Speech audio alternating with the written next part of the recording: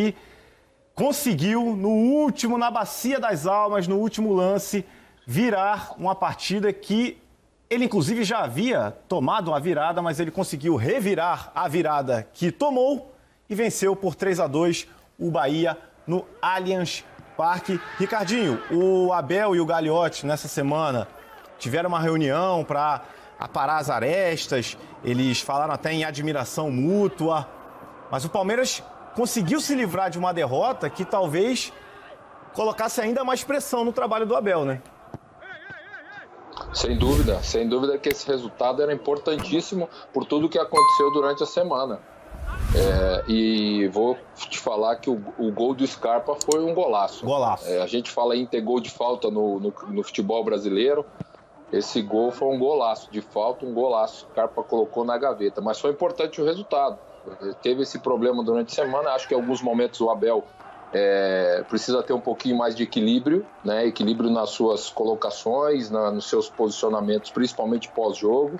É lógico que existe uma pressão. O Palmeiras é um clube grande, um clube que consegue e conseguiu nos últimos anos grandes resultados, conquistas, mas ele, como comandante, tem que às vezes ter um pouquinho mais de equilíbrio para não afetar o ambiente, né? Por pouco o ambiente não ficou mais pesado. Primeiro porque houve essa reunião com o presidente, e o segundo ponto foi esse gol no último minuto mais uma vez, já que o Palmeiras conseguiu vencer o América Mineiro também aí no Allianz Parque dessa forma, né? No último minuto, quase no último lance da partida, como aconteceu hoje. Sim, bem lembrado, Ricardinho. Só repassando os gols, o Palmeiras faz 1-0 com o Scarpa, Luiz Otávio empata, o Michael Douglas faz o 2-1 para o Bahia, Rafael Veiga empata novamente para o Palmeiras e o Breno Lopes, no último minuto, consegue a virada. Lino, queria que você falasse, o Ricardinho falou do Scarpa, queria que você falasse um pouco desse momento do Scarpa, que é um jogador que está se firmando, já se firmou de vez nesse time do Palmeiras? Ele estava jogando com o Veiga do lado, normalmente tinha um meia de armação perto dele. Ele sozinho agora, nessa partida em especial, tomou conta do meio campo. Foi o cara da assistência, o cara que bateu falta.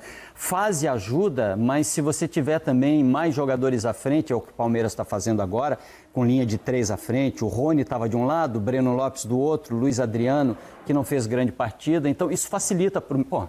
Você quer perguntar sobre meia para mim? O Ricardinho está aqui. Quando você pisa na bola e tem 3 caras girando na sua frente, lateral passando, você vai produzir mais. Acho que o Scarpa está nessa fase, assim, com uma boa proteção também de marcação. A fase dele é boa. A do Palmeiras não é legal. O Palmeiras permitiu 19 definições da equipe do Bahia. O Bahia chegou muito.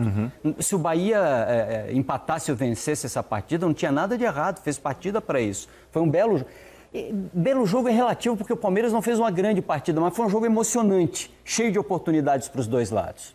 De qualquer forma, o Palmeiras está lá na 3ª posição do campeonato, já com 13 pontos em 7 partidas, e a Chapecoense também está na zona de rebaixamento. A gente falou do São Paulo e do Grêmio que estão lá, completa a zona de rebaixamento o América Mineiro. A Chapecoense também ainda não venceu. Curioso, são 5 times que ainda não venceram nessas 7 primeiras rodadas. O Cuiabá tem 2 jogos a menos e o Grêmio também, mas Cuiabá, São Paulo, Chapecoense, América Mineiro e Grêmio não tiveram o sabor da vitória.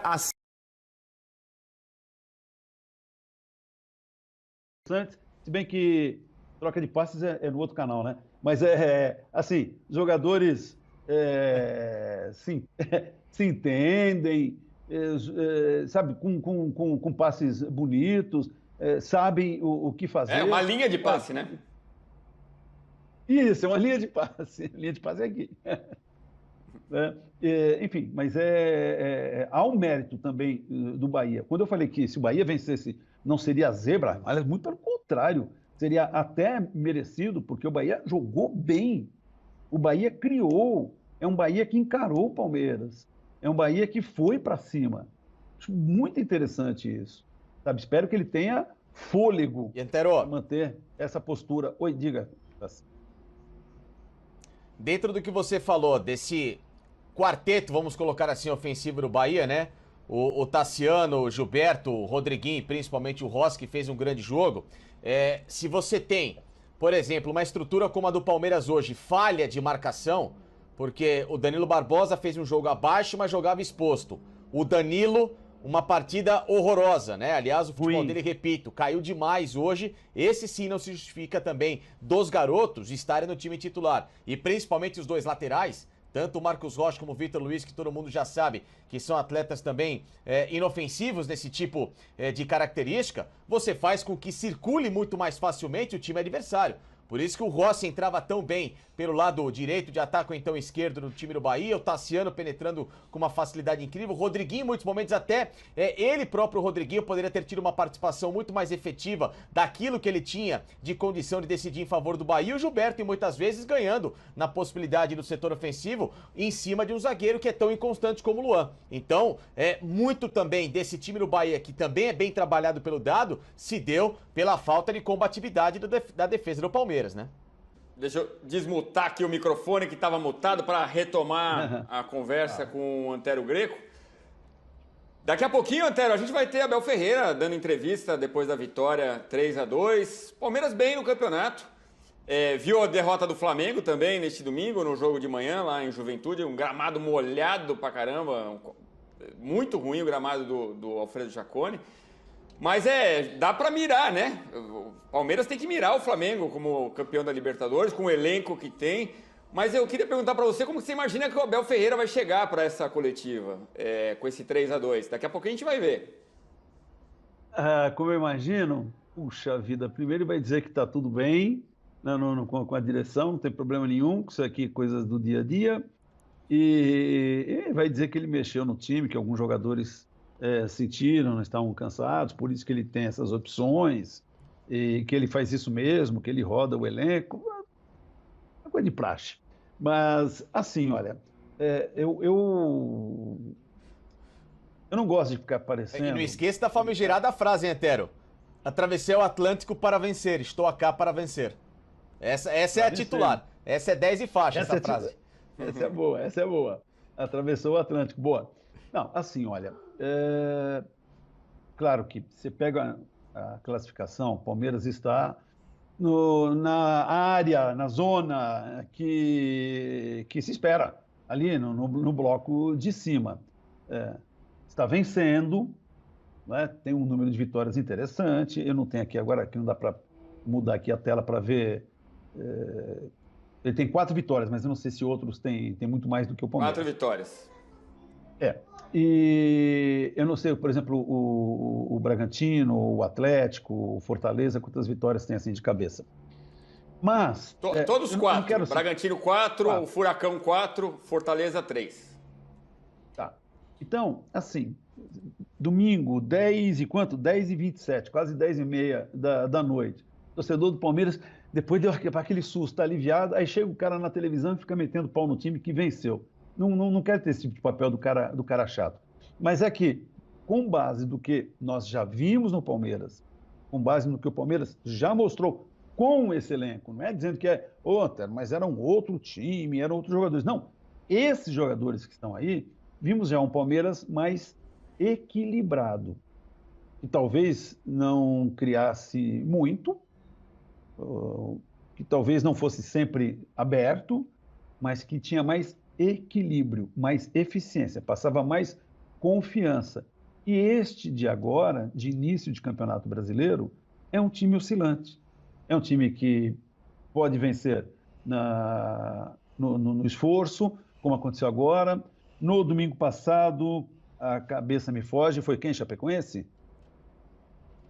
América.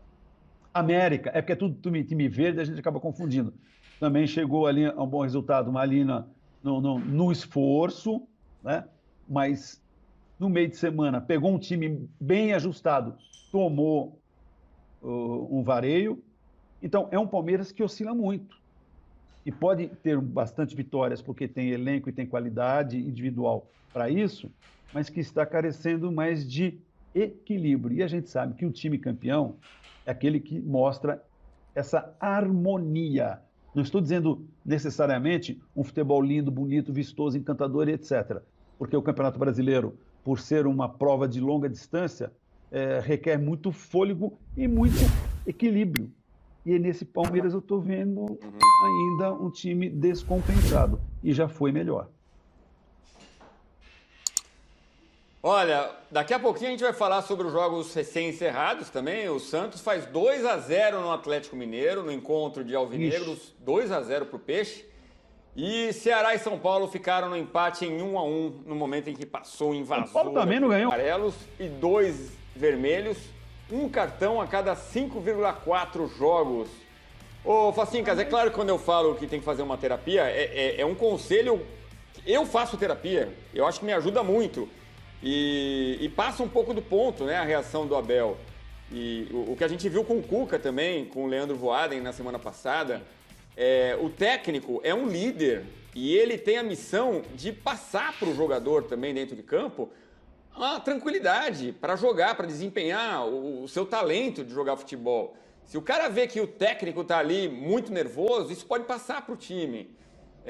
Então vale para o Cuca e vale para o Abel também, né? E terapia é uma coisa excelente, hein? Eu faço há mais de 20 anos, eu adoro, Facincani.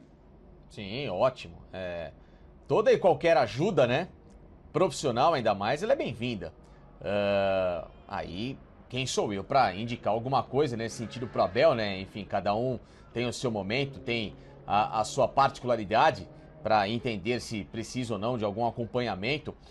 Mas no caso dele eu entendo que tem alguns fatores que além, claro, do DNA português, né, o DNA latino, né, Antero, que a gente conhece tão bem, que é um pouquinho mais efervescente, acaba sentindo um pouquinho mais esse tipo de pressão, o que é absolutamente compreensível.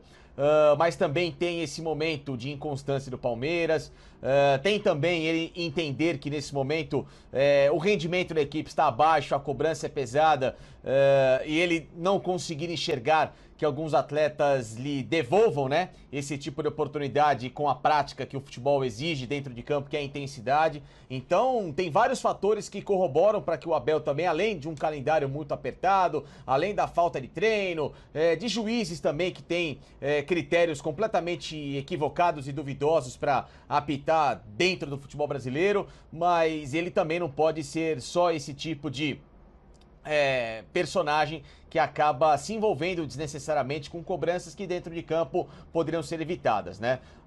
Agora que de fato chama a atenção que esse número de cartões dele é excessivamente um pouco alto para um técnico que poderia, até pela postura que ele tem e pela educação esportiva vindo da Europa, de um local em que costumeiramente o profissionalismo do futebol impera muito mais do que em alguns momentos o amadorismo que a gente acompanha aqui na América do Sul, ele deveria, claro, se mostrar um cara em alguns momentos mais equilibrado e que esse equilíbrio já faltou a ele na beira do campo em alguns momentos que o Palmeiras perdeu jogos por causa desse tipo de conduta.